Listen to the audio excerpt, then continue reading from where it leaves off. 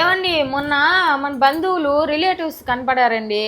వాళ్ళు నన్ను చూసి కూడా చూడనట్టే వెళ్ళిపోయారండి. వాళ్ళు పలకరించలేదు సరే, నువ్వు పలకరించి ఉండొచ్చు కదబ్బా.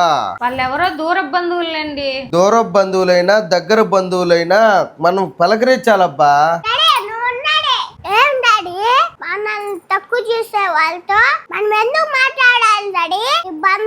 బంధుత్వాలు అంతా ట్రస్ట్ డాడీ.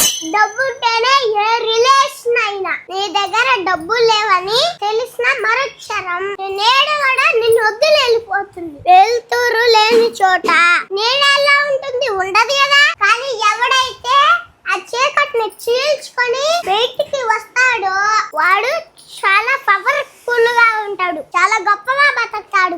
అప్పుడు వస్తాడు ఈ బంధువులందరూ చెరువు నిండితే వచ్చే కప్పల్లాగా. కానీ వచ్చే వాళ్ళకి తెలుసు మనల్ని తొక్కడానికి, మనల్ని అవమానించేదానికి, మనల్ని తక్కువగా చూడడానికి వాళ్ళు ఎలా ప్రవర్తించారని మనకు తెలుసు. మనల్ని వాళ్ళు ఎలా అవమానించినారని.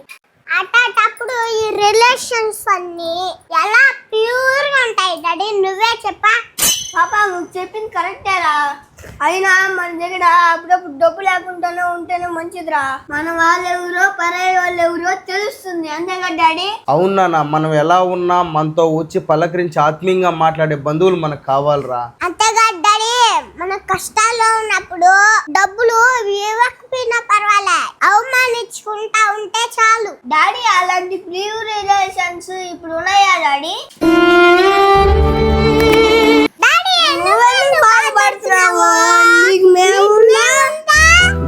తల్లి బంగారు కొడుకు.